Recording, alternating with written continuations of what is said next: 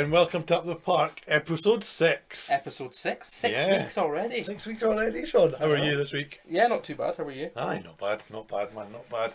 Right, so, are we just going to go straight in and talk about this St Johnstone game? Yeah, so this week we're just going to talk about the two Hearts games. We're not really going to do anything we normally do, the right or wrong or the team of the week. We're just going to talk about the two games that we unfortunately had to...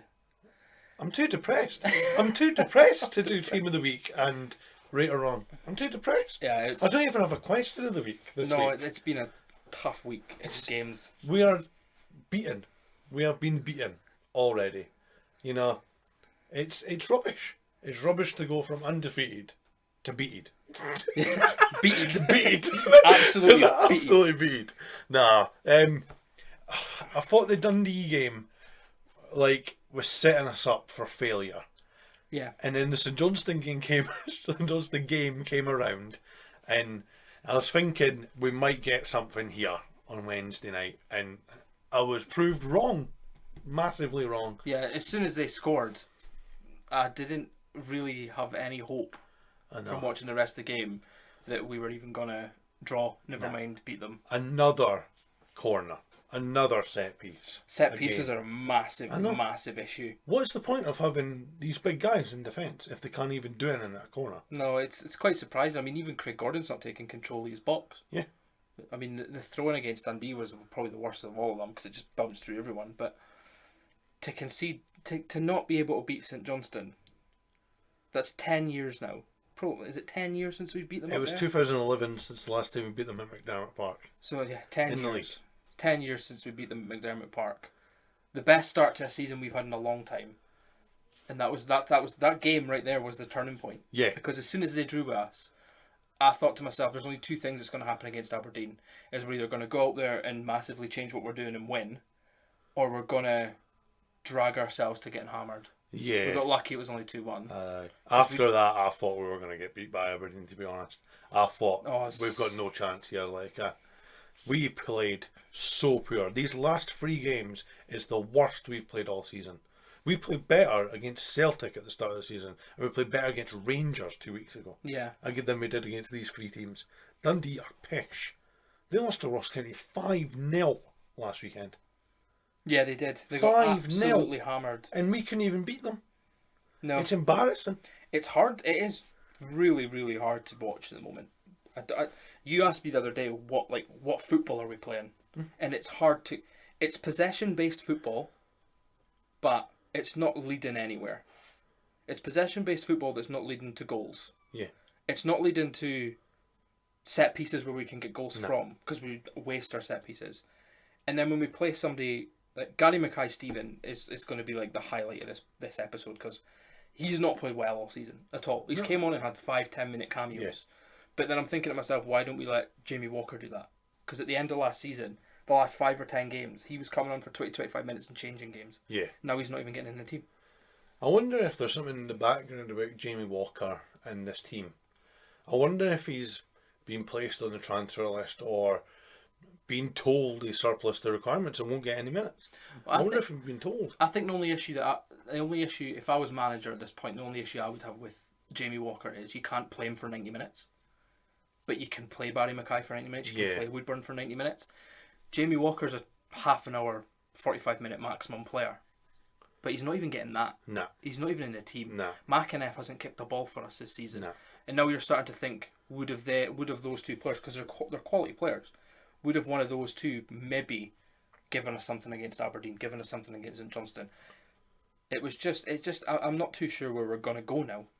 Because Dundee United's next, and Dundee United's not an easy game. Nah, it's going to be tough. It is. It's at going home to be as tough well. Against them, It's at home too. But so we should be playing a better team. We'll come on to the team later on and how we think it was wrong. But I think it proves that we struggle when we don't have our first team playing.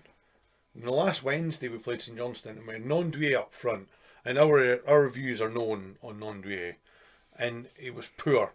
He was alright, he was better than he was against Dundee, against St Johnstone. Yeah. Definitely. I feel like when he came on against Dundee, we'd already dropped those 10 yards back, so it was whoever we put on up front was going to struggle, but he played exceptionally bad. And then we had Mackay that was alright on the Wednesday night, but he wasn't the best. Mackay isn't. I don't think Mackay is one of these players that can go out and change a game by himself. No. I think he needs players around him to help him. He's a confidence player. Yeah. And he's lacking confidence because he's only got... Has he scored this season? I don't think he scored this season. No, I don't think he scored this season. No, he's not got any confidence. Woodburn's lacking confidence. Ginnelly lacking confidence. Gary Mackay-Steven lacking ability. 31 now, I think he is. I think Gary Mackay-Steven has ability, and I think he can be one of the best wingers in Scottish football. But you see that once a season now. Yeah. You don't see that all the time like you used to when he played for Dundee United or Celtic. Well, you don't see it. It's tough because when he was playing for Celtic, he could have bad games because he had quality players around him. If he has a bad game for Hearts, it's extremely noticeable because you see everyone else's head drop. And I mean, we'll come on. We'll do is we'll talk about the St Johnstone game since that came first. So the first half of the St Johnstone game was some of the worst. It was some of the worst football I've seen us play. We didn't have a grasp on the game at all. Devlin and Benny were running, but they were running after shadows. I mean, you can cover 12k a game, but it's pointless if you don't even have the ball at your feet. I just don't get it. I just don't get how we play football. I'm really struggling. I know we've watched them all season, but like, where do our goals come from? Penalties? Where do our goals actually come from? Kingsley scored 2 free kicks. Yeah. Halkett scored a header from a corner. Suter scored a penalty. A penalty and a header from a free kick. And he scored 1 outfield goal. Boyce has scored 4 penalties and 2 goals. Yeah. So yeah, we're sort of... Nordwheely scored 1 goal. We're our goals, I'd say 50% of our goals are coming from set pieces, free kicks and penalties. Yeah. We're not making any opportunities for corners. And we're definitely not making... We're making chances in the games, in the final third, but no one is finishing them. Can you imagine if we had a striker who can score for this inside the 12-yard box? Yeah. What the score would be against Dundee? Would it be 4 or 5-0? I know. But we just don't have that player. I think we've got it down to a T, the possession side of the football, at the back. But I don't think we've got it down to a T in the front third. I don't think we play possession football as soon as it reaches past the halfway line. No, as soon as Benny lays it off to anyone in the front three of that, or Devlin plays it to any of the front three that we're playing, it sort of goes static. Yeah. Unless Cochrane makes a run or Kingsley makes a run, it just sort of stops. Woodburn runs himself into like closed off channels every single game, and then he turns to find a pass, and there's absolutely no one there. He got lucky against Dundee because John Suter was there, and he played the ball back, and Suter scored a screamer. But Suter can't be there every single time. He's a centre back. Exactly. It shouldn't be up to Suter to score a goal. It shouldn't be up to a centre back, Suter, to be in that position to even have a shot. We need someone there to do that for him, and that's what we're missing. We're missing someone who can score a goal inside the box, because Boyce is not going to do that. Boyce is a much better striker than Nondoulier. He is. But he's not going to get you 25 goals a season, 20 goals a season. No. He'll get you 10, and half of them will be penalties. Yeah.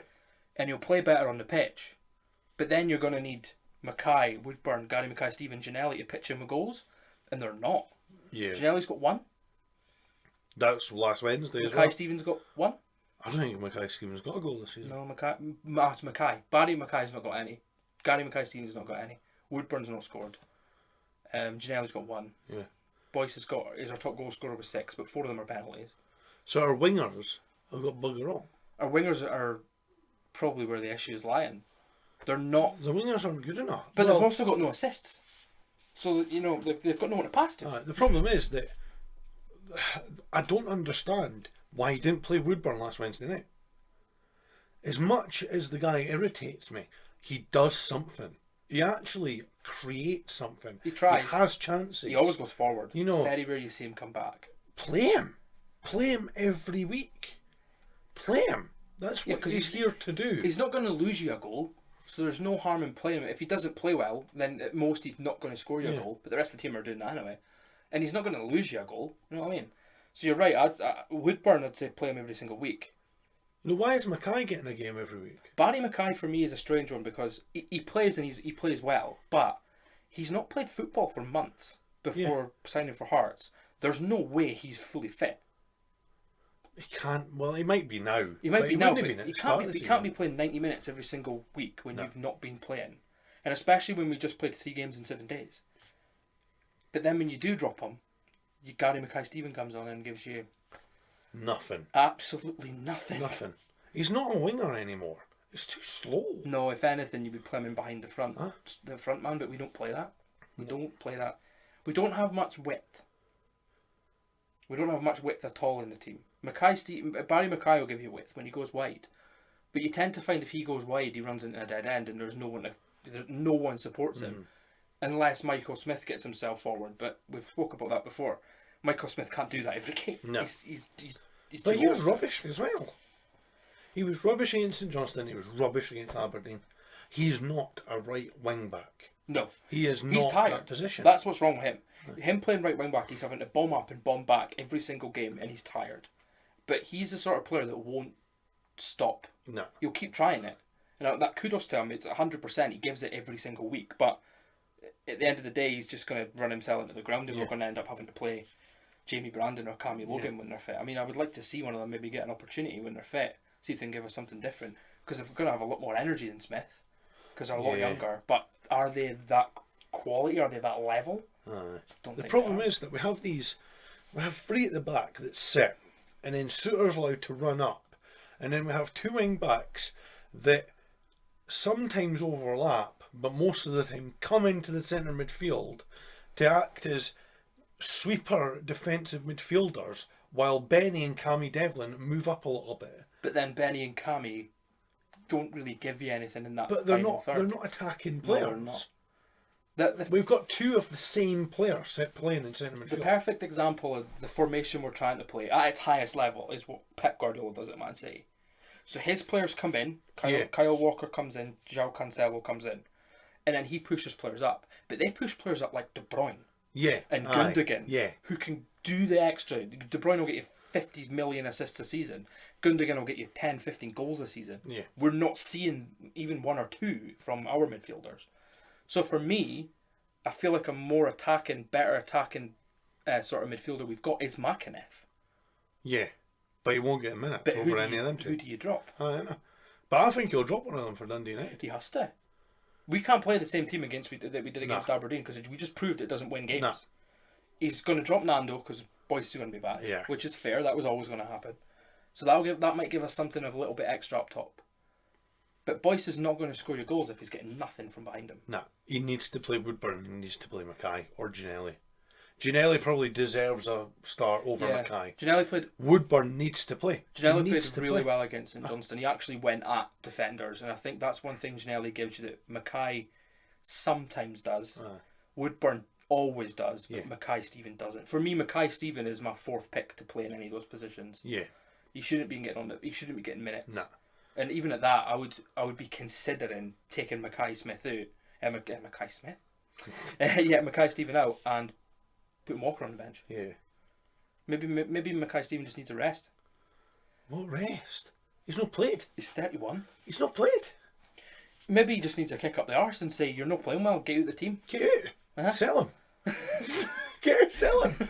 We need in January another striker, another winger, and a right wing back. That's what we need. We need an attacking right wing back. As much as Michael Smith is Mr. Consistent, he's Mr. Consistent in defence. The thing is, though, he scored that goal against Livingston, but Michael Smith will cover you at centre back. Yeah. If you need to rest Kingsley or you need to rest Suter, Michael Smith fits in that position perfectly fine. Yeah. You could even play him in midfield. Yeah. Because he's a half decent passer of the ball, and he can defend really well. So if you want to rest Benny or Devlin, you could put Smith in there to be that buffer between that sits in front of the back 5. But at the moment, we don't have anyone. Cochrane's brilliant on the left. He was trying against Aberdeen, but he had nothing, absolutely nothing going for him. So I think we're sorted on that side, because we've got 2 left-footed players on the left-hand side, which is a rarity to see. But this right-hand side is an issue. I love Michael Smith to bits, and he is absolute legend, but I think he needs someone to just challenge him for that role, because he's the only player that's going to play there. There's absolutely no one else. I don't think Michael Smith's good enough to play right wing back. No, he's not. He's not got. I don't think he's 5 years ago he would have been. I don't think he's the caliber of player to play in that role. Right wing back and left wing back are probably, in this day and age of football, the two, if you're playing a back five, the two most important players on the pitch, because they will give you they need to give you the width to pull a team apart. Yeah. And Michael Smith just doesn't give you that. He's No. 33. No. He's played an entire career at right back. Yeah. And occasionally slotting in at centre back. A right wing back, to change somebody's position at that age in the Scottish League, which is fast paced football, is a difficult ask, and it's showing. Mm-hmm. Why not put Michael Smith at right centre back, move Suter to middle centre back, Kingsley left centre back, and Bayern at right wing back? We need a right wing back. We There's need a a really right good wing right wing back in the league that I'd love to sign, but we'll never sign him. Who? Rooney for St Johnstone. Ah, no. He's the perfect player for it because he's got the experience for the league. He'll get up and down, up and down, up and down, but you need to buy him. Yeah. Hearts aren't going to buy him. Exactly. We're also not going to go into the transfer market in January and buy anyone unless we sell someone. Yeah. But who are you selling in January? Mackay Smith. Who's going to buy him? Mackay Stephen. What club in their right mind would buy him to play first team football? Yeah, actually, it's a fair point. You'd have to loan him out. You could loan him out. You'd be able to loan him out. I reckon a team like, I would say Dundee, but I don't want to give them any players. If there's Championship anywhere, he's level moving down south. or Championship. Nah, level. he's moving down south. He League One. could, yeah, League One maybe. League One, lower Championship. I think he could do a job as a striker. But a striker that doesn't do much. He's got good movement.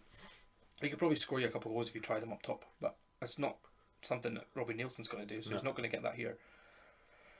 It was the St Johnstone game was. The St Johnstone game was a hard watch, but the Aberdeen game was a. Aye, the goal was poor for St Johnstone. We'll do that first, and it's woeful defending. All I seen was it travelling along the. It felt like slow motion. It felt like slow motion. I was just like, I was sitting watching that. I was like, someone kick that. Somebody please just kick that. Just kick that. Like kick that into the stand. Well, it's Scottish football. Kick that over the stand. Kick that up the park. Kick it anywhere, and it just felt like slow motion as the ball slowly just rolled into the net. And I was just like, that actually just happened, and I was raging. I was absolutely so poor, raging. Can I just put out there the absolute cheek in St Johnstone to charge £17 to watch a game of football when it costs you £18 to go to the fucking game. Absolute joke. That is disgusting. I wouldn't have given my money to them anyway. No. Well, I watched some absolute hero, and I've forgotten his name. I was going to mention it, but some absolute hero put his phone in front of his TV and then live streamed it to a Hearts football page on Facebook. Oh no way! So I sat and watched it on the Facebook page, and there was just like a chat going on and stuff. It was absolutely brilliant. We do not condone this. No, don't condone pirating. But you're an absolute hero. He was absolutely brilliant. He was sitting there, and he was trying to obviously stay silent because he was. But occasionally you would just hear him say things like, "Oh, that's not a free kick, you absolute ball bag," and stuff like that. It was great. It was like alternate commentary. It was really good. The second half was a bit better for us. The second half was more of a Hearts performance, but we never looked like scoring. It was still poor. Yeah. Ginelli got a good goal. He took it well. He took it very well. Ginelli played well all game. Yeah. He was feeding off scraps. He was able to make his own opportunities up front. There was absolutely no one helping him because Nondoulier played better against St Johnstone, but he's definitely not a striker we need. Nah. No, he's nah. not. He's He not is not good. a striker we need at all. He's not good at all. He's I don't think he's very good. I think he suits teams that play long balls up and teams that cross it into the box a lot, and we don't do that. We just don't do that. We play different when Nondoué is on the pitch. I think, yeah. We kick it up a lot more, but there's nobody there. There's nobody there helping him. No, it's a strange one because you'd think with a target man and us playing two wingers, there would be that support, but Devlin and Benny are not going to push up the park. I think when you play a target man, you have to play a second striker. You do. It doesn't. You make have any to sense. play. Yeah, you have to does. play somebody else. Yeah. Because Mackay isn't going to do the running to help him, No. and Ginelli's not going to do the run to help him. Ginelli's never going to do that. They're lazy. They're lazy wingers. They need the ball at their feet. Yeah. That's what they need. They need the ball at their feet and told to go at players. They're too small as well for the physical game up north. Like, they're not going to be able to challenge on Kane and these centre backs from St Johnstone that are big guys. They're big guys, yeah. It's... And then even when you talk about other teams in the league, Shaughnessy, McCart, all these players, they're really, really big, tall, solid centre backs. Do you think a change of formation might be the answer? Nah. Because we changed the formation against Celtic, who got absolutely drubbed in the League Cup. That's extremely different, though. That's Celtic. If you're changing your formation against Celtic and Rangers, you're asking for trouble. Remember, we changed the formation against but Hibs. But that's midway through a game. Why not start with a different formation? Why not give that formation an opportunity? So what formation would you play? Well, we've got the players to play a 4-2-5-1. We've got the players to play a 4-3-3. Although a 4-3-3 I think is suicide in the Scottish League. Yeah. But a 4-2-3-1, we've got the players for it, because you can play Woodburn in behind the striker. You can play two wide players. Play Boyce up front, who gets support of Woodburn. Benny and Devlin sitting in defensive side of things. I think. But I'd only play four at the back if I dropped Halkett, because Halkett makes too many mistakes. I think we built the team on a 4-2-3-1. I thought at the start of the season when we were buying Mackay, Woodburn, and all these players, wingers and wide players. I've seen us playing wingers, but we don't really play wingers. They're like a second strikers. It's like what they are. Yeah. So Cochrane would drop out, which is already in itself is massively. You'd have to pick between Cochrane and Kingsley. Kingsley would definitely get it over Cochrane. He's a much better player.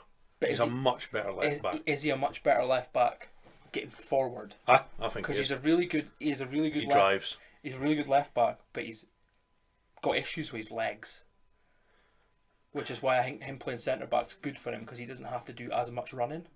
But if you're playing left back, you need to get up and down and support your winger, and you might get injured. Yeah, I think he's a better left back. He's a better left back. I think he is. But you won't get him for the whole season. No, you won't. Nah, it's good to have that backup. And then I would have Halkett in there. Halkett's Suter.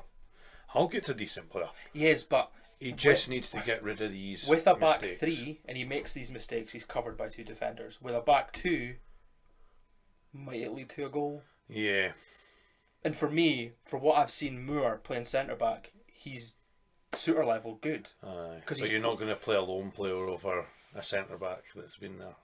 Well, Halkett's got issues with his contract as well, so will he still be here at the end of the season? He'll be here at the end of the season. He might be the only one left at the end of the season. Suter better sign that contract as well. I don't know what's going on with Suter. I'm having vibes I'm leaving for nothing and me just being picking sad. That Scotland squad tomorrow, I bet you 10 he's in it. See, that starts to worry me when he starts to get to pick for Scotland, because he's going to start to get more and more game time, which is like at the international stage. Much faster. Then he's going to fuck off to Italy or something like that in January. Bologna will sign him, play alongside Hickey. That'll be good, like, it was. No, it was. I don't actually know what Robbie Nielsen's got a job to do, but I don't know what he's going to do. Because the two things he can do is, there's only two options: is change it or keep it the same. There's no slight variations. You've either got to change it and win, or you've got to keep it the same and hope that we start scoring. Yeah, it's Robbie Nielsen. He won't change it. No, he's not going to change it. It'll be a back five. He's going to play. He's going to play the same team. Yeah, I think he won't change the wingers. He'll play Woodburn. He'll play Woodburn, and I think he'll drop Devlin and put Haddon in. Try and get Benny. Benny is better forward than Devlin. Or drop Benny and put Haddon in. Who would you rather have going forward, Devlin or Benny? Devlin. Benny doesn't know what he's doing. No, but Benny gets into the box though. But he doesn't know what he's doing. Yeah, but he gets up there. Devlin doesn't. But Devlin doesn't. But then he freaks out. And then he freaks out. He gets a nosebleed. But if you do the same, if you get Devlin gets to the edge of the box and passes back. I think Cammy Devlin likes being a physical player, but he's now in a league where we're a lot more physical than the Australian league, and he's really finding it tough against these players in centre midfield. I think he's not struggling, because he's playing really well. I think he's a decent player. He's a decent player, but he absolutely bossed Charlie Adam. Yeah, in the Dundee game. But Charlie Adam's 36. Yeah, but Charlie Adam's still quality when you think. Look at the size of him. Look at the size of him as well, though. But I mean, he's twice as tall as Benny, and definitely than Devlin. Definitely twice as fat. Yeah, and he was pushing him off the ball like he wasn't even there. It was brilliant. Yeah, he was. But then against Aberdeen, I suppose he was against Scott Brown, and Scott Brown's a master of being an absolute prick in midfield.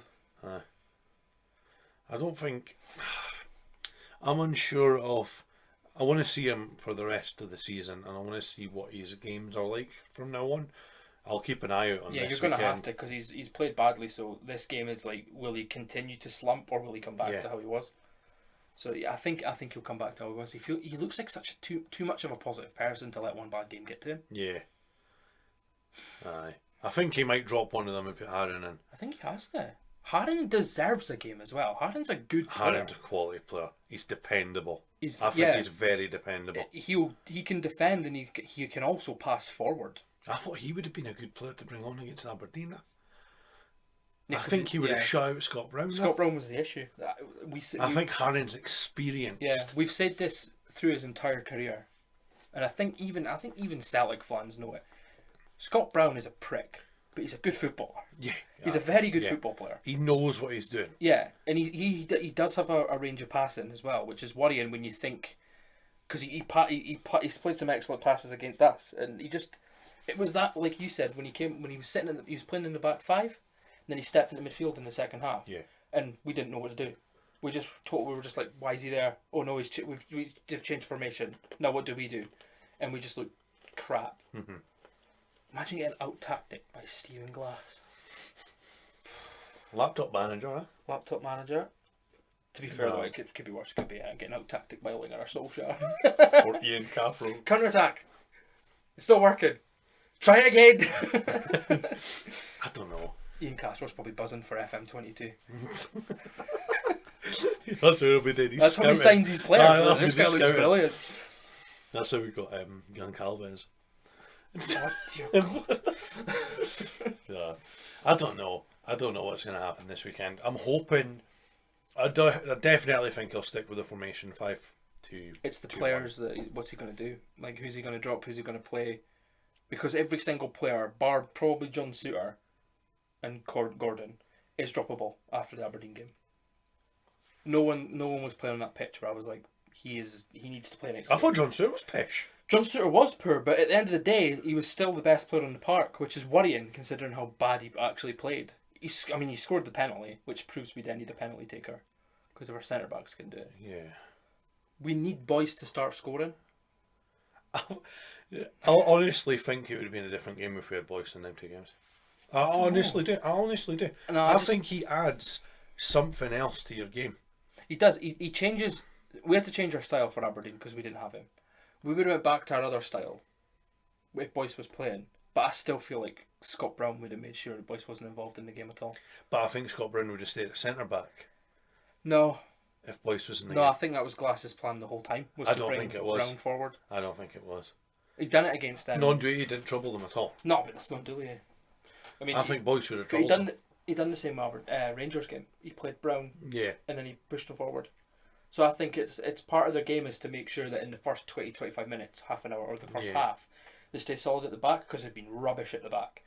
And Scott Brown just brings you that experience. He might not be there to make tackles or anything like that, but he'll scream at you and he'll tell you what to do. He'll get your job done, and then you move him forward when the defence isn't too worried. I think that's Stephen Glass's plan until his defence is more organised. Mm-hmm. Which is actually quite good tactics. I think it's Stephen Glass, and we've been ripping him all season, and he pulled out a masterclass against us. But their 2-2 draw with Rangers was good. They actually looked like they were going to win it. They should have. Then they went out and beat us, who I know we were on the way down for form, but still broke our unbeaten record. Yeah. Aberdeen might be on that actual upturn, which is the turn we didn't want them to have this season. I'm just worried that this causes a catalyst, and now we finish the 7th for something. Yeah, I don't want a domino effect. You know, I don't want a standard Hearts where we start fantastic in the league, we get up to 3rd place or 2nd place, and then we just fall every single week down to 6th or 7th place. And then you think to yourself, if we played this badly at the start of the season, we'd have been relegated again. Yeah. This start of the season, we got lucky because we've reached a stage now where we can not worry about really finishing probably outside the top 6. But it's still a worry if we start to play badly. Yeah. Finishing 6th is still shit. What I'm worried about is this Hearts? Is this the real Hearts? And every team we've been playing is just utter shit.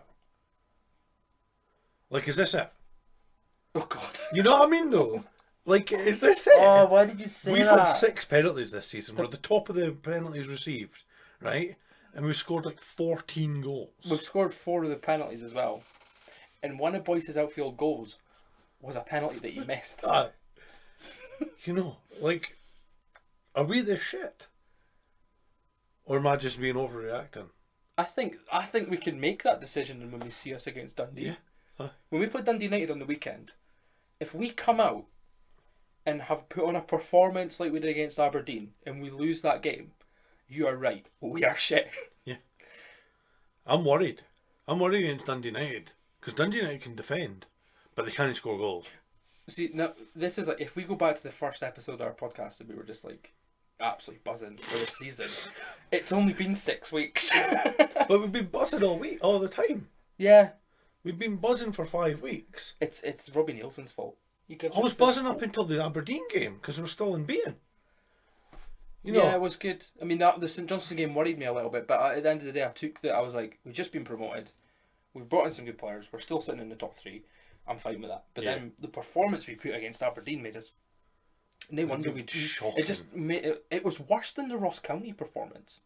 And Ross County are bottom of the bloody table. I thought the Dundee performance was the worst of the season. Dundee performance was probably up there with the worst. Closely followed by the Aberdeen performance. But the Dundee performance, yeah. Dundee performance was shocking. But we still should have won that game. But we're not taking our chances. But if you look at the Dundee performance and you think, if we had a striker, we'd have won that game. If you look at the Aberdeen performance and thought, if we had that same striker, we'd have still lost 2-1. Yeah. I think if we don't have Craig Gordon this season, we'd be sitting like third bottom. Oh, Jesus, he is an absolute... To be honest, like, godsend. seriously. Like, he's at the top of the saves list. That isn't a good stat to have. No, it's for not. your team. Especially when you're playing a back 5. I know. When you've got a back... I mean, if you look at teams with back 5s, I can guarantee... And I know for a fact, Chelsea play a back 5 and they've got the best defensive record in the league. Yeah. Because they've got that 5 as at the back. You go to Italy, you look at Inter Milan, AC Milan and Juventus. Maybe no Juventus this season. But any team that plays a back 5, they normally have excellent defensive stats. Yeah. We've got excellent goalkeeping stats. And John Stewart scoring a couple goals. Because you could name the games where Craig Gordon saved your points. First game of the season against Celtic. Yeah. Saved us from losing the game. Hibs. But their keeper also saved them. St Johnstone last Wednesday. Yeah, definitely. Dundee. Dundee. You know, he made some good saves against Dundee. Aberdeen probably could have scored more. Uh-huh. Ross County when we drew 2-2. I hate that game so much. That game frustrated me beyond belief. All of them. Against Rangers. That save with Roof and it hit the post and that. You know, how many points has he got us this season? The thing is, I don't take that as a bad thing. To win the league, to win anything, you need a top goalkeeper. Yeah, but the top goalkeeper shouldn't be making 70 saves already in the season. He's making about 70 saves a game. There's going to be times where he's going to lose it. You know, on another day, would he saved that Marley Watkins volley? Definitely, yeah. You know what I mean? Did you see his save against Ramirez? Yeah, on that Sunday, and he got all the way down to right, and it's like right in front of him. The guy's a god. The guy is a god. Actually, the guy could play Premier League football down south. He could still play. Yeah, he definitely. He is amazing. He definitely still got game time. He's so underrated. He always has been. I think he's so underrated. Even when he signed for Sunderland, I thought when he signed for Sunderland, I reckon if he didn't get injured, he'd have moved to a bigger club, and he'd have probably had a top career. Yeah, he wouldn't have played for Hearts. No, well, he might have ended his career at Hearts. He's 38. He loved the club. He might have came back. I reckon some like Abu Dhabi club would have wanted him and paid him like 50 grand a week. To play in Abu Dhabi with Xavi as your manager. I don't know. He's so good. I think he's under... Like, I don't think he's undervalued at Hearts because I think everybody does value him. But he's been given the captain's armband and everything, so he's definitely trusted. He doesn't really say much. He's a very quiet man. Yeah, but when he does, I think he's a captain by example. Definitely. I think when your defence sees you, you know, it's so good having a goalkeeper that, number one, cares about the club, but number two, actually can goalkeep. You know, we've had shit goalkeepers for years now. You know, the last good goalkeeper we had was Jamie McDonald. Who was excellent. Back in, like, what, Just 2013 or something like that? Absolutely gutted when he left. Aye. Because he didn't want to leave. Nah, he was a good keeper. He'd have been another goalkeeper who'd have stayed as well. We've had Marion Kello after that, who was shocking. We've had, what do you call him? Zlamal. Jonas Balog, you remember him? He was shocking. But Zlamal. Zlamal, Zlamal had his shocking. moments. And then Pereira from fucking Man United. Who doesn't even play for Man United. He was Do you know, shit. he left Hearts, went back to Man United, got loaned out to someone in the He Championship. got loaned out to Huddersfield and Yeah. he conceded like 7 goals in Yeah, one that's match. it. He got loaned out to Huddersfield, and then at the end of the season, Man United let him go. They I won don't that. even know where he is now. I think he's in. I think he plays for like Vitesse or something like that Let's have a in quick look Netherlands. where Joe Pereira's ended up. He was shit. I think he's the worst goalkeeper I think I've ever seen play football. And we watch Vale leaving sometimes. You know, he was shocking. He was shocking. He couldn't even catch a ball. Oh my god, who's he playing for? RKC Waalwijk. They play in the fucking Eredivisie here. I think they play in the second. No, he plays in the Eredivisie. Is it the Eredivisie? That's the top league in How does he Netherlands. play in the top league in a... I think he gets paid a bomb as well, eh? Did they just get Absolutely promoted? 'Cause useless. I'm good with football teams and I don't recognise this football team. I've never heard of them before. No. He's useless anyway. He was absolutely useless. Yeah, I don't know who they are. They're sitting like 15th in the Eredivisie, so he's obviously not helping them there. No, either. of course he's not. There he is there. Where's he? Oh, there he is. Look at him. I would love to see. I can't wish they put on He Wikipedia. played 2 games. Well, I would love to see on Wikipedia. You know, you get like where yeah. like Zlatan Ibrahimovic, like see how many goals he scored. How many goals a goalkeeper's conceded? Yeah. He'd be top of that list. He definitely would. I'd love to look at Jan averages. Oblak's for Atletico Madrid because 55% of his games for Atletico Madrid are clean sheets. Jesus. Well, that's a goalkeeper. That's a defence as well, to be fair. See, that's Diego Simeone's the perfect example. He's like the completed version of a Robbie Nielsen. He can play defensive football, but he'll score you goals, right? A completed version. Have we got the Scottish version? No, of Simeone? we've got the Scottish version of current Jose Mourinho. What shit? Exactly. No, I actually have a lot of respect for Robbie Nielsen because since You've met him. I have met him. Met him? That's your claim to fame. I've met him. I've met more famous people than Robbie Nielsen. No, wait a second, you're on this podcast. That's your claim to fame. Getting hit in the head by Andy Driver with his football. Remember that? Oh, yeah. It hit the stand behind me and clattered me in the back of the head. Nearly spilt my bovril everywhere. He was your favourite player, wasn't he? I've got him on a shirt. I loved Andy Driver. I thought he was What brilliant. player like that? Robbie Nielsen was a good player. He was a very good he right was back. good. He was good. He played for Leicester as well. Yeah, he was a very good defender. But no, Robbie Nielsen's came back and he got a lot of stick when he came back. The first season in the championship football was shocking. But can you win that league by playing brilliant, beautiful football? No, Because exactly. the other teams don't let you play Yeah, beautiful exactly. football. So we got out that league. That's all he wanted. He wanted to get out that league. He got us into the Premiership, and he's got us third. We're not playing brilliantly now, but we have been playing well. Yeah. He needs to get that back, and I think he can. Yeah. He needs time. I trust him. Like, I think he's good, and I don't think he'll bugger off for another club. No, he's this done time. that. He's done it once before. So I think he'll do it again. I think he wants to try and build something here. I think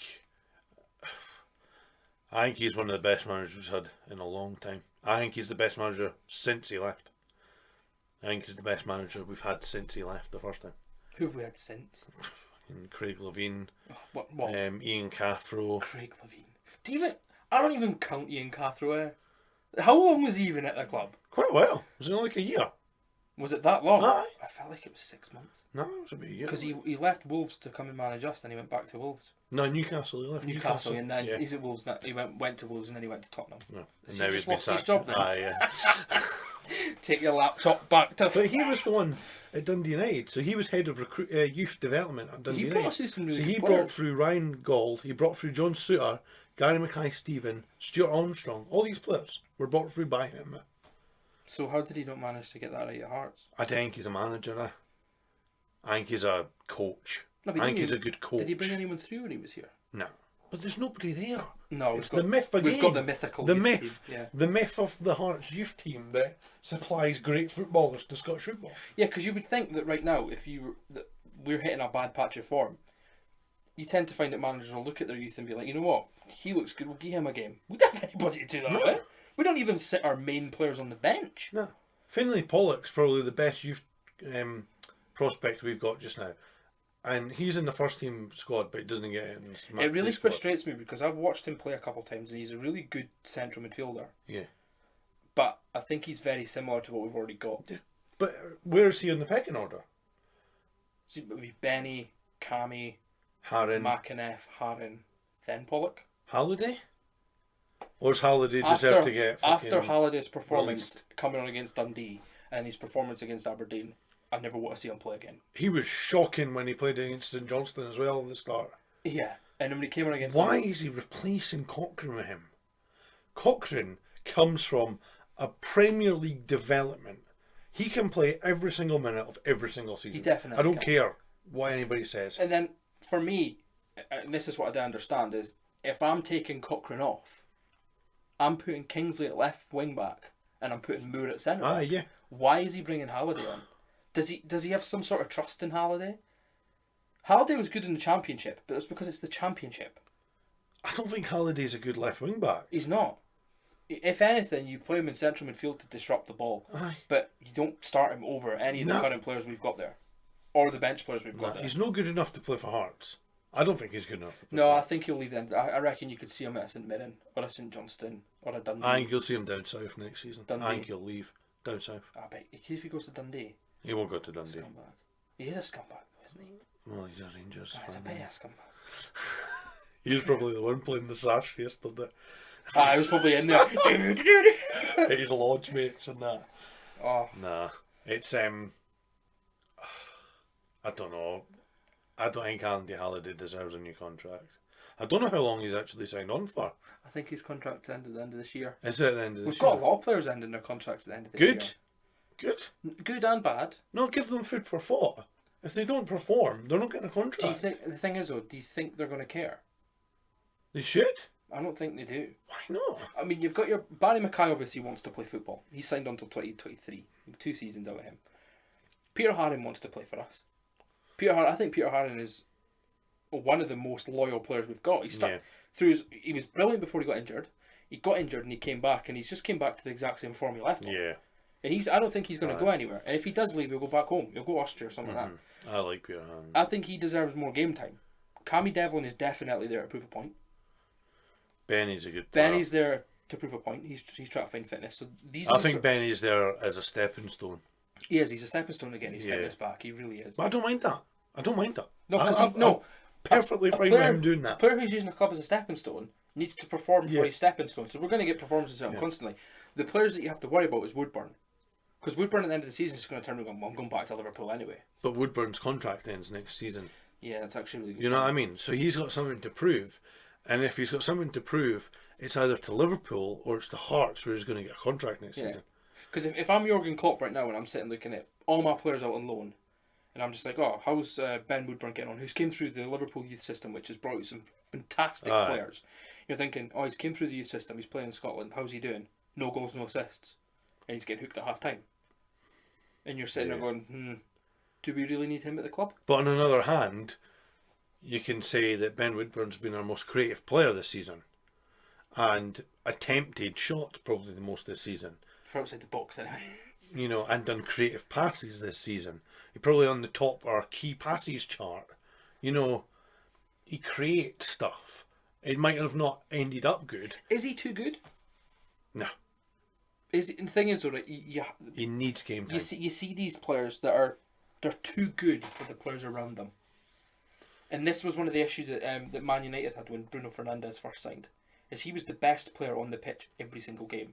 And he was too good for the players around him. So he was trying things that the other players were just absolutely oblivious to. So is Woodburn trying things that Barry Mackay or Gary Mackay-Steven just aren't on that level? I'm not sure. I'm not sure how Ben Woodburn was taught, like the youth development at Liverpool. They must play the same sort of style.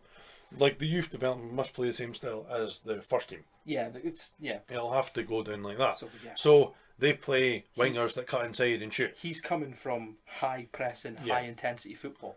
So And why not? He should be perfect for the Scottish game. Yeah, he should The Scottish game is pressing all the time. He should be, but we don't play that style of football. We don't play Liverpool football because we can't. Exactly. So he's expecting to press, attack. And we're Halkett to Suter, Suter to Halkett, Halkett to Smith, Smith to Halkett, Halkett to Suter, back to Gordon. And then they eventually get the ball up there. He must be standing up front thinking, when are they going to pass to me and let me do what I can do? And then when he gets the ball, he's got... Well, Boyce doesn't really make runs. Yeah. No, I think he's came to the wrong club to develop. I think if he wanted to develop, he should have went to Rangers. Because they play that style of football. Because they can. I think he'll get good. I think he just needs game time. My worry is that he doesn't sign a contract for Liverpool and he moves to Rangers because he's got a lot of respect for Steven Gerrard. And Steven Gerrard knows him from the youth. So it wouldn't surprise me if they try and nick him at the end of the season. I want to see what he's like with Hearts this season. I want to see if he actually cares. There's something about this club that people love. Joe Savage attracts players. Joe Savage is really good at bringing in players. And he's proved that. Other than... It's hard to say because Nanduli, he's never played 90 minutes, I don't think, for us. No. Other when we first signed him. You can't judge. The very few performances we've seen, he's not been great. But you can't judge a player on coming off the bench for 15 minutes, playing 190 minutes. Why not? Because you just can't do it. The player's not there to play first team football. Yeah, but if you look at... He was getting games down England. But he's not getting game for Hearts. Yeah. Because he's not getting an opportunity to start. No, because he's not a first team player. But he is a first team player. But he's not our first 11 player, let's say. You don't sign... You'll be in the talks that he'll compete with the first team, but he won't get a game. He would have signed that contract knowing that he wouldn't be the first choice striker. They would have to try and prove it. And to prove it, he has to take these chances. He has to take the 20 minutes that he's on. It's I know it's hard. I'll never judge a player on 20 minutes. I think if you've got trust in a player, you need more. The perfect example is Timo Werner at Chelsea. He still gets games. Aye, but how much more time can you give somebody? What if you play Timo Werner 30 more times and he scores one goal? You know what I mean? What happens? And you're leaving out somebody who could score, like you're leaving out Pulisic that could come on and score all the time. Nah, because Werner gives you so much more than just goals. Right, okay, let's say Nonduya. Let's say you give him 10 more games. Oh, that's the point. No, he needs the time to prove that. If he gets 10 more games and scores one goal, don't play him again. But you could have played Boyce and he could have scored 5 goals. Boyce is injured. But he's not now, obviously. He's had the opportunity to maybe... Dundua's had 2 full 90 minutes now. Has he? Yeah. St Johnstone and Aberdeen. Played well against St Johnstone. Right. The whole team played terrible against Aberdeen. Would you give him another 90 minutes based on them 2 games? I wouldn't give any of them 90 minutes based on those 2 games. Would you give Nondue a start over Boyce this Saturday? Based on them 2 games? There's a yes and a no. The no is if Boyce is fully fit, then play Boyce. Aye, Boyce will be fully fit. But if there's a chance that Boyce is not ready, play Nondue for the first 60 minutes. Yeah, I agree. I would agree with that. That's his opportunity. I wouldn't risk Boyce being injured for longer than he needs to be. I wouldn't risk it. I think we need him more than people realise. See, I'm the opposite. I don't think he's a man. I think he's definitely better than Nondulia, 100%. But he's not the Messiah. He's not the Messiah. No. Definitely not. But that's the way that every single Hearts forum or Hearts Facebook page you go onto, they're all like, we need Boyce back, we need Boyce back. But they see his goals and they see... Yeah, they totally forget that 4 of them are penalties. Yeah, they see his goal and they see that the guy does more. I think he does more than Nondue does. Hand down he does more. But I think the way we play football is different when Boyce is on the pitch. What annoys me though is the style. We don't have to change our style of football when Nando plays. But I think we do. No, we don't, because he can take the ball at his feet. We've seen he's pretty useless at bringing the ball down, right? Yeah. But if you played the same style of football when Boyce was in the team but had Nando up front, I reckon he would be better. He would be better than what he is. Because when we just launch the ball at the park, it doesn't work in Scottish football anymore. The defenders are too big, defenders are too strong. Why not play the same style of football with Nando up front? Why did we change our style of football when we didn't have to? It played into Aberdeen's hands. Yeah. I think Robbie got that wrong. I think he's went out and said, I think Nando looks like a tall striker who can bring the ball down, but he's not. He's like a Peter Crouch. Peter Crouch is really good with his feet. Yeah. I'm not It's sure. just frustrating because I want him to do well. Because when we first signed him, he played well. He scored a couple of headers in his first game, I think. He scored 2 goals, aye. But that proved that we could play a different style by crossing the ball into the box. But when we play him now, we don't cross the ball into the box. Yeah. But we don't play the football. Yeah, but you just give it. It just reminds me of like passing it back to Berra and punting it up the park. Yeah, That's what it was like. It was like give the ball to Suter and let him punt it up the park, and then you're just like, no, it's not going to work. I know. You do it once. If it doesn't work, do it again. We're not a team like that. No, we don't work like that. I think Robbie got the tactics wrong. Yeah, I think he got them wrong for St Johnstone as well. Yeah, he did. We need a striker that is a poacher. We need someone that can link up play and help the team. Do you consider dropping a winger, putting 2 up top, putting a flat 3 in midfield? No. Why? We need creativity. Who are you going to put in midfield that creates? Woodburn. Who are you going to put in centre midfield? Woodburn can play central. But Woodburn played on the right hand side of a middle 3 when he played for Liverpool. So you could play there. That gives you that. Benny, box to box. Devlin, clean up the shit. Nando and Boyce up top. That's worth a goal. Maybe. But at the same time, do you end up with the exact same staleness that we've been watching? Yeah. I don't understand why he didn't play Woodburn up front. No, Woodburn can play up front. Why didn't he give a chance and play Woodburn up front? Because Woodburn's creative. Woodburn would come in and help. He would act like an attacking midfielder. Play him as like a number 9. Play him as like a second He'd be striker. a false 9. He'd drop in your wingers. Yeah. But he won't play that. Is that too technical for Robbie Nielsen? But why not? I think we have the players for it. If you have Mackay and Ginelli. Ginelli will definitely give you runs. That's one thing you have to give Ginelli runs all the time. So why couldn't it work? I reckon it would. I think one of the main problems is we have 2 midfielders that are so defensive.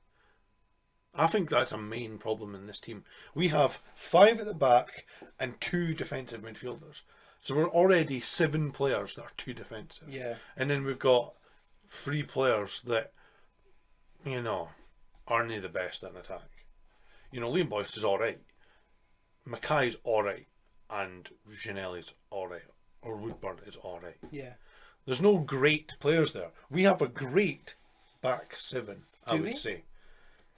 Back 6. Yeah, we were just talking about how many shots on target we concede. But how many of them shots are from outside the box and how many of them shots are... It's our season and our performances of unbeaten clouding the fact that we're actually not playing very well. Maybe. I don't know.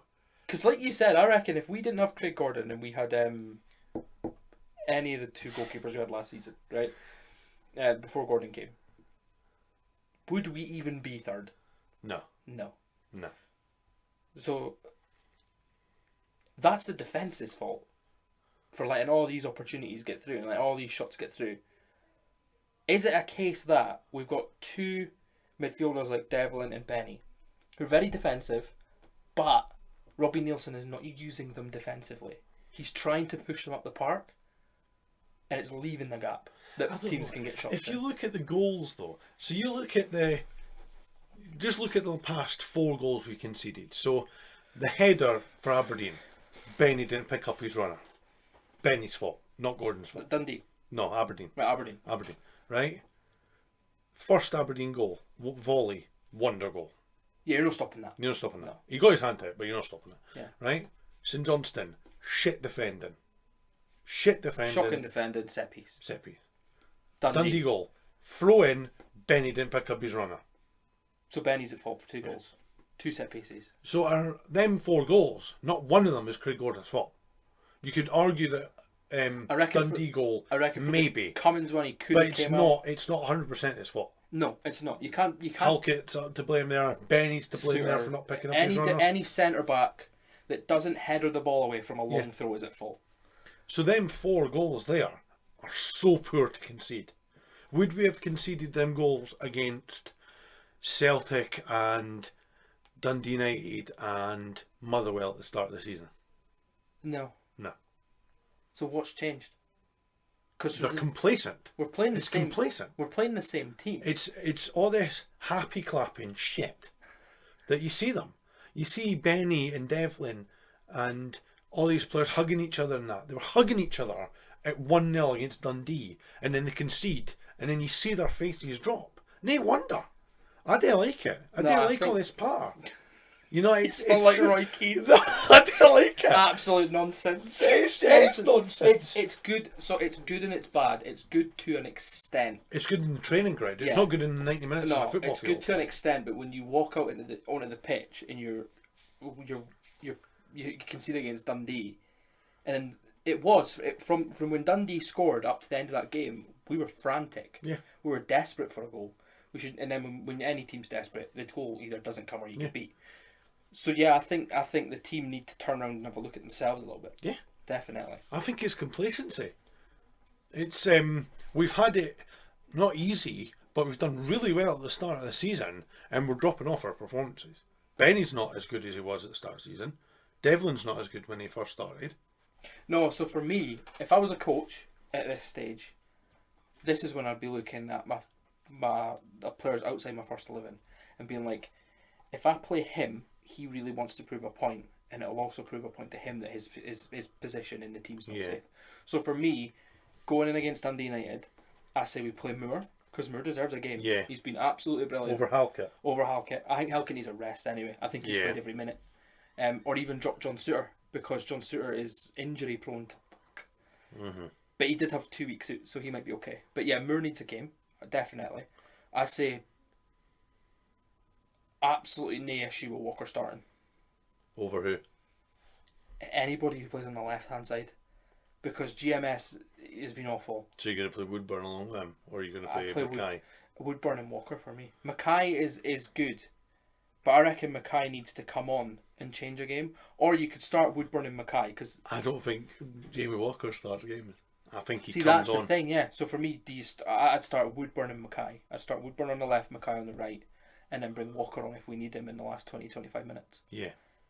Because Walker's came on once this season. And he got 5 minutes, 10 minutes max. That's not enough time for him to make a change. It's not enough time for anybody to make a change in a game unless they're Messi or Ronaldo or somebody of that calibre of player that you're going to come off the bench and go get in there. But Walker can come on 20-25 minutes. Yeah, and change He can change a game. He really can if you play him on the left. I hate it when there was a stage when we signed him back, we were playing him behind the striker. He can't play there. But he gives you penetration for 10, 15, 20 minutes of a game. Put him on the bench. If we're struggling, bring him on. Maybe give McInnes a game. Drop one in the middle too. I think he has to give Harren a game. He But has to give Harren a game. Harren deserves a game. Like I say, I reckon Harren would be a good choice. So for me, the team on Saturday, be Gordon. You dead drop him. That would be ridiculous. Harry Stone, Ross Stewart, Ross Stewart right back. Play Gordon, Moore, Kingsley, Souttar. Or you could put Souttar in the middle. Because Moore can go forward. Actually, yeah, Moore bombs forward as well. Moore in the middle. He's tall. Moore in the middle. Strong. Yeah, Moore in the middle. He's a more capable... Left wing back, Cochrane. Right wing back, you're going to have to play Smith. There's nobody else. Thing is, though, Smith at home's a different player. There's nobody else to play. Right now. Right. In the middle, no, this is the hard part. What one of them two do you drop? You drop Devlin. His performances haven't been up to standard. But Benny's let 2 goals in.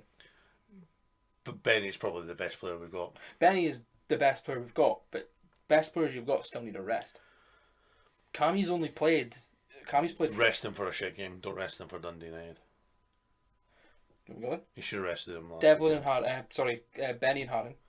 Benny and Harren. Yeah. Tell Benny to get forward a bit. Harren to do the grunt work. Bitch. The thing is, though, Harren's good to go forward too. I think Harren's better pass forward with the ball as well, because he's quite big too, so he can push his way through people. I think experience is huge in football. I think we have such an inexperienced team in a lot of our sections. So Central midfield, we definitely Woodburn is inexperienced. Benny and Devlin are inexperienced players. When it Cochrane's comes to our inexperienced. league, yeah. Not just inexperienced. No, because I'd say Devlin's not even played 40 matches professional career. yeah, but Benny played for Everton and actually did play for Everton. But like what, like 7 matches? He still played for Everton. I know, but it's not experience. I just think we don't have season enough. after season. We don't have enough Scottish league experience because the Scottish league's different to most leagues. The pitches are horrific. I don't think there's Sometimes you that have to bad put, anymore. Did you see the pitch at Aberdeen? It's was not as bad as horrible. it used to be. I think Scottish football gets a bad rep for like Farmers League and that. No, I don't think it is no, anymore, in any way, shape, or form is it a Farmers League, but it's much more physical than most leagues. But it's much more pressing as well. You don't get It's time fast, on the ball. exactly. It's quick. It's high tempo. Yeah. So Cochrane's not going to be used to that. No. Because he's only played under 23 football and won the game for Brighton. Benny's not going to be used to that. Devlin's not. All these players that have not played in this league are inexperienced for the league, and we've brought in Barry Mackay, who played in the league 6-7 years ago. Woodburn, who's never played in the league. No. Even Boyce coming back. Boyce came back to us. What? Played half a season with us. I know, but he played Ross County, remember, as well. Ross County though. He was He in scored England. 25 Oh, he was in goals England for for a Ross while. County, yeah. How? Where's that? Yes, please. He Can we scored have that this tons. season? He scored tons of goals for Can Ross we have that County. this season, please? I'll take 15. Moore, inexperienced in the Championship league. football, yeah. I think in January you go find somebody who's played in the league. I want us to sign Jamie McGrath from St Mirren. We'd have to sell a stand. We'd have to sell a stand to buy him. He is fantastic. He makes that St Mirren team tick. He's brilliant. He is like the timepiece in that St Mirren team. Or Hannon, those two in midfield. Jamie McGrath's a Two player. absolutely brilliant players. I'd be playing Jamie McGrath. I'd be getting him. I'd be buying him and playing him centre midfield alongside Benny. Yeah. I'd be buying him. He's fantastic. He is an He gets the excellent ball, moves forward, and does something with it. He always does. We don't have a player in centre midfield that does that. See, that's what we need. That central midfield. The central midfield is an issue. It's not our biggest issue, but it is an issue. Our biggest issue is up front. None of our front 1, 2, 3, 4, 5. None of our front 7 players that we've got who can play in those 3 positions are playing well. And that's a worry. Yeah. Because you need at least one who's giving you something. I think Mackay needs time. I think Mackay will come good because he's had a lot of time off playing football. I think Mackay's I think a good Gary player, Mackay-Stevens done. I think Ben Woodburn will come good. But how long do we have to wait for Barry Mackay and Ben Woodburn? How many times do we have to lose? How many times? How many weeks do we have to say all he needs is a goal? Yeah. How many draws? 1-1 draws where we have to come back after getting scored past. Do we have to sit and suffer until one of our front 6 or 7 players actually step up? I think this weekend, when we play Boyce, he needs to prove a point.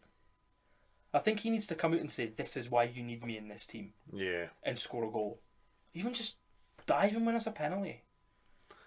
The standard for Liam Boyce. The standard for Liam Boyce. I don't know, like, I think it's really tough. It's a big game on Saturday. Like it's it huge. really is. It's the biggest game of the season. We need to It's prove. one of the biggest. We need to prove right now that we're no gonna sit in a slump. We're no little bitches that get beat by fucking shit teams. It fucking raged me on Saturday. I can't believe we played that shit. So I went to Greenlaw. Sorry, no, I didn't. I went to Melrose, which isn't too far from here, and I watched the Border AM final, which was Greenlaw versus Langley Amateurs. All right. Right, and I had the Hearts game on my phone at the same time, and I actually got to a stage where I stopped watching Scottish professional football to watch a bunch of amateurs play for a trophy that was bought in a shop. It was shocking. I was away with family, and I missed the first half, but I watched the second half on a walk it, and it was dreadful. It was awful. That's the worst half of football. Yeah. Second half Aberdeen game. Yeah. Worst half of football. It was terrible. It was.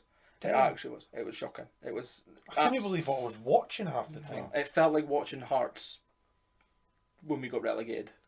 Aberdeen ripped us. Ripped us a new one. We got out tactic. He knew exactly what to do against us. I don't think it was Stephen Glass, by the way. I think most of that came from Scott Brown. Nah, Stephen Glass is a good manager. No, I think he needed time. Scott Brown brings in a wealth of experience from this league.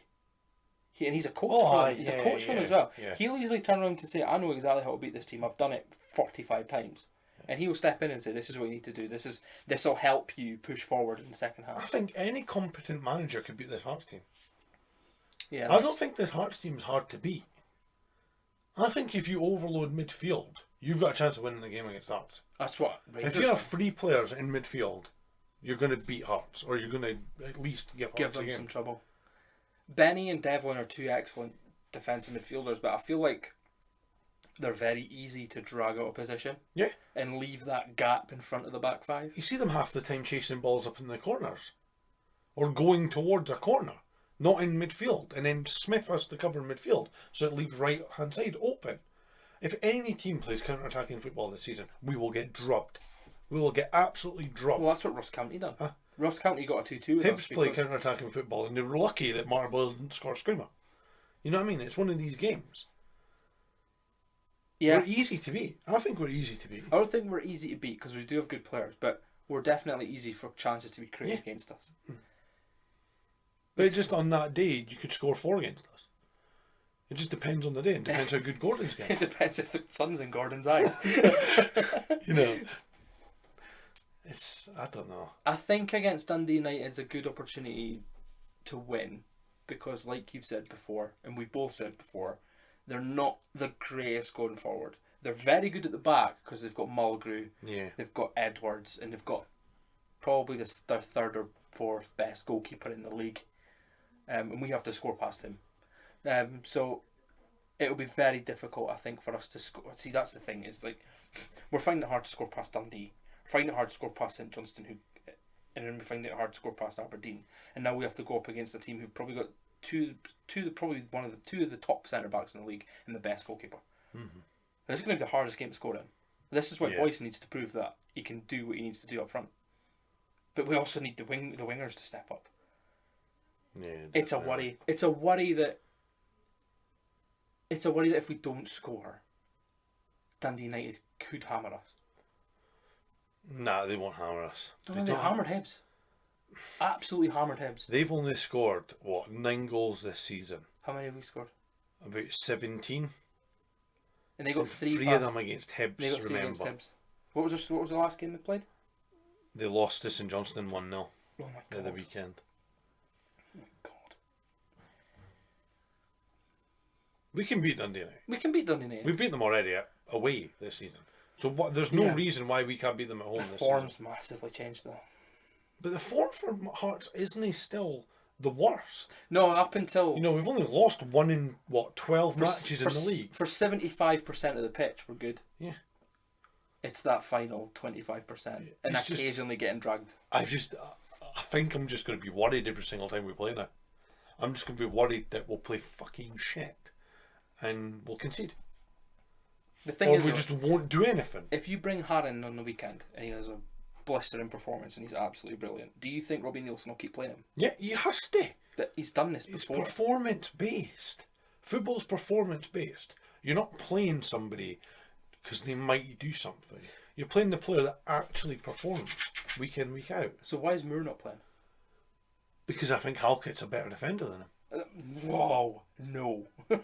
Halkett is better at winning a header. I think Halkett's a better defender than him. No. Moore's got so much more experience, and for the very limited amount of time I've seen him play, the amount of times he can get forward and find a pass. It's that extra. He's got that little bit extra. Craig Halkett can't pass. Craig Halkett will tackle. Craig Halkett will win headers. Moore can win headers, Moore can tackle, but Moore can also get forward and find a pass. I don't know, it was a couple of weeks ago we were giving Halkett the man of the match. Halkett's phenomenal. Halkett's a good defender. I'm not denying Halkett's a brilliant player. He's developed so much at Hearts. Since he left Livy, when we first signed him from Livy for absolutely nothing, it was an absolute steal of the season. And he was brilliant, and he's been super consistent. Aye. But Moore is a better player. Moore's a better player than Halkett. But do you drop Halkett? You can't drop Halkett. Do you drop Kingsley? No. Do you drop Sewer? No. But why have we loaned him in then? Backup. But even when he plays, he's the best player on the pitch, or one of the best players on the pitch. For me, he should be starting. You're not going to play a lone player ahead of centre back that you signed on a long-term contract. No, I don't know. If you've got him for free, it's the same thing. You've not spent any money on him. Nah, he'll been brought in for a backup. We'll be paying less money for him than He'll been brought in case John Suter gets injured again. That'll be the exact reason why he's been brought in, just in case John Suter gets injured. Moore wants to move up here though. Give him a contract. Look, we can't give him a contract. Buy him. He's worth about $2.5 million. Oh, we're not going to pay that. Fucking we're Hearts, for fuck's sake. Exactly, we're not going to buy him. Loan him in again. His contract doesn't run out till next. Nah, he's got a couple of seasons. End of next season, I think. Be nice if he did. I mean, I think he's a Rangers fan. No, he's not. Or his granddad was. His granddad was a Rangers fan.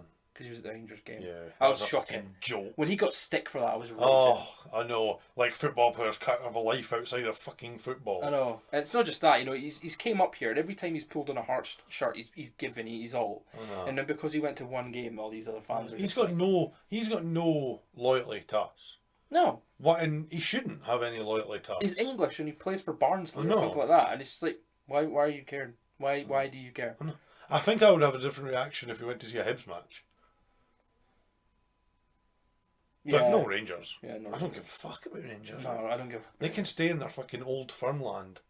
You know, I don't give a fuck. No, Rangers and Celtic are always going to be the two dominant teams in Scotland. I don't care about them. I think that one thing that I laugh at when Rangers and Celtic fans start to take the piss out of Hearts fans or Hibs fans or Motherwell fans is we don't actually care about the Old Firm.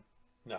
Like, no one gives a flying fuck about them. No. They live in their own little world. Oh, you win the league a million times. All right, cool. Well, it's much more fun watching your team play like this. I think it's brilliant to watch your team in and out. Yeah. In and out every week, you're just like, am I going to win? Am I going to lose? Am I going to draw? How well are we going to play? Oh my god, we signed Benny Beningame. How has this happened? And it's just, that to me is the excitement of football.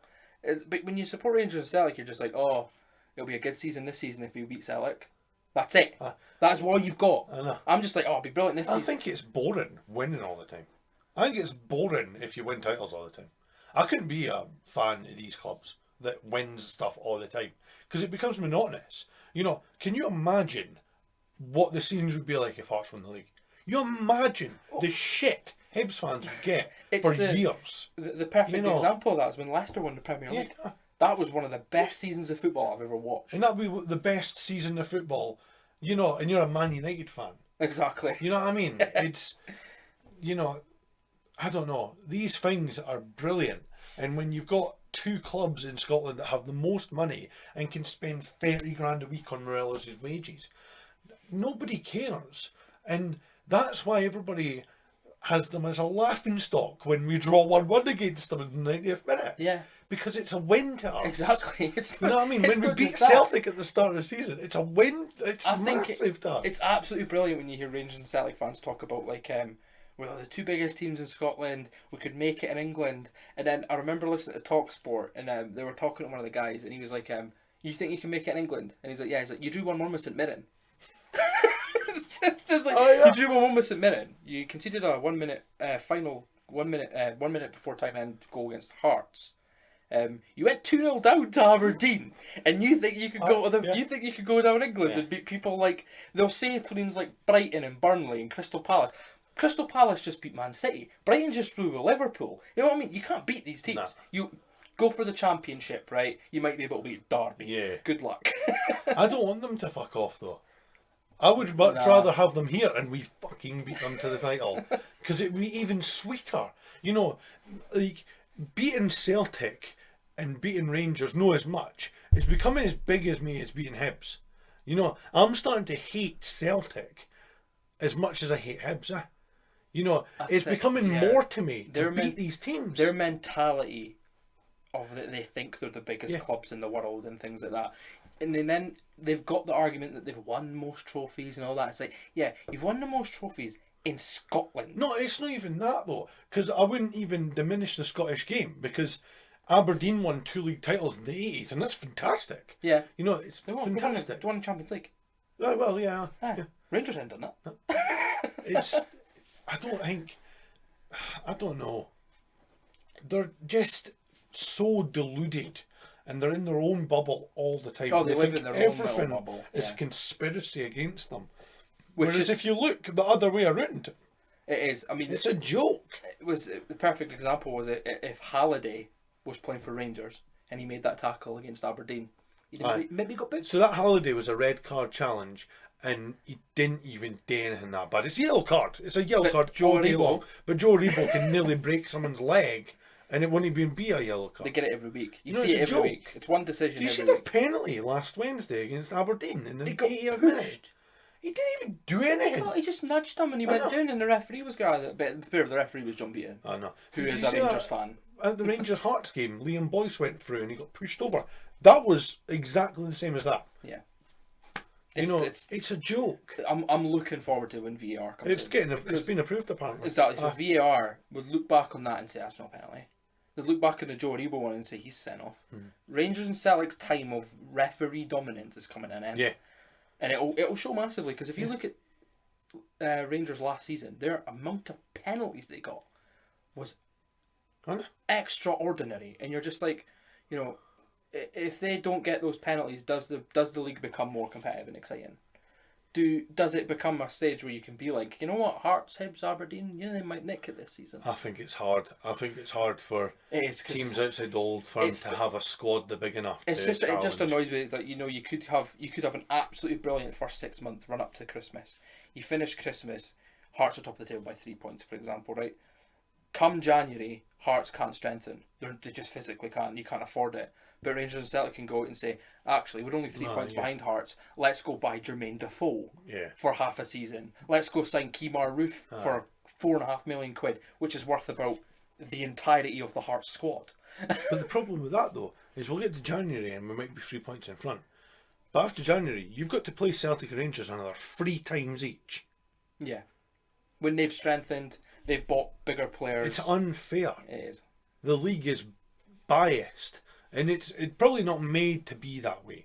But it's biased towards them.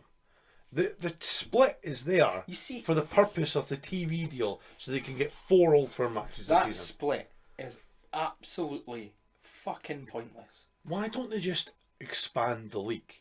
Put a couple more teams in it. Why don't they make it like 16, 17, 18 teams? Is the Scottish League not like one of the smallest leagues in Europe? I'm not sure, but it's exactly like the Swiss League. The Swiss League do exactly the same, where they play a certain amount and then they split. Because if you look at all the English leagues are like 20 plus. I think even the Irish league's got like 15 teams in it. Yeah, I don't get it. I think there should be an 18 to 20 league, 16, 20. 18 yeah. games. Play 34, at least 34 matches a season. That's it. That's all we want. But they won't do it because the TV money's not there. Because they're a joke of an organisation that accept shitty deals with Cinch deal and was a joke. shitty fucking TV deals with Sky. You know what I mean? Last week we had Aberdeen Rangers, Hibs Celtic, Hearts St Johnstone. Not one of them was on the TV. They played Derby instead. Yeah. It's nuts. You know what I mean? Yeah. You can't tell me that somebody would rather watch Derby against some shitty championship club than Celtic Hibs. To get the Scottish football, you need to buy Premier Sports, and if you guarantee people are already paying for Sky Sports because that's where your majority of football is. You get the Italian and German football is on BT Sport now. No one's going to go and buy Premier Sports. Well, Premier Sports is only League Cup, I think, in Scotland. Exactly. So the Scottish League is Sky Sports. No one's going to go out and buy that to watch Scottish League Cup games. You're not going to get any. There's no revenue there for that to build. No. It's shocking. And this Cinch TV deal is worth $3 million over 3 seasons. It's fucking shit. $1 million a season. You're telling me they couldn't find anybody else to sponsor that? No, this league isn't that shit. It's not. It's not that shit. If you take out the Old Firm and watch, like, we've probably done this for the past 3 or 4 weeks. We've looked at the fixtures and predicted the scores. Not one of them was right. No. Not one winner was it. Because it's so unpredictable. Yeah.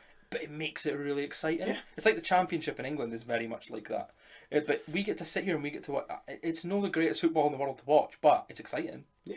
It's really, I enjoy watching it. I definitely pick watching St Johnstone versus St Mirren over any 95% of the Championship English games. Yeah, definitely. I don't think it's that bad. I think the state of football in Scotland is so much better than it used to be. Oh, it's better. It definitely is better. I think they're so much better. Even teams like St Mirren are better than some lower championship clubs. Even if you just look around the league and you look, if you go back 20 years and you look at the league, all your top players played for Rangers and Celtic. Yeah. But if you look around the league now, you've got your Eamon Brophies who plays for St Mirren. Yeah. You've got your McGrath who plays for St Mirren. You've got Benny and Devlin who play for teams like us. John Suter who plays for a team like Martin us. Boyle. Charlie Mulgrew playing for Dundee United. They're all over the league. Yeah. And it makes everything out because you get these players that step up during games. And you can be like, you know what? He's actually really good to watch. I might start watching this team more. Yeah. I think it's brilliant. I really like the Scottish game. And to be fair, I like watching it last season as well. I thought the championship games were brilliant. Yeah. Some of it's, I mean, maybe not Arbroath. That is some team to watch, by the way. They're doing decent. I know, but it's like watching paint dry. Part-time. They're sitting third in the championship. Absolutely amazing. Absolutely amazing. Absolutely amazing. What do you think would happen if they got promoted? Do you think they would go full-time? Arbroath? I think they'd have to. It's probably not in the rules or anything. You could probably still be part-time. Can you imagine a part-time Premier League team? That'd be an embarrassment to the Scottish game. No, it would be if they beat anyone. Aye. That would just be an embarrassment to get to the Scottish Premiership. How absolutely amazing would it be if Arbroath got promoted and like done one over on Rangers and Celtic? Oh, we want to play in England. You can't even beat guy who works at Tesco.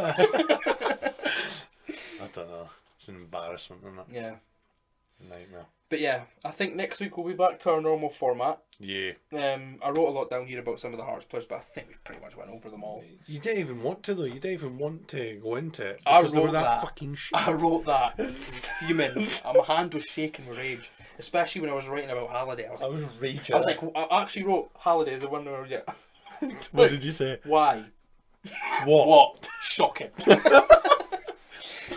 He was shit.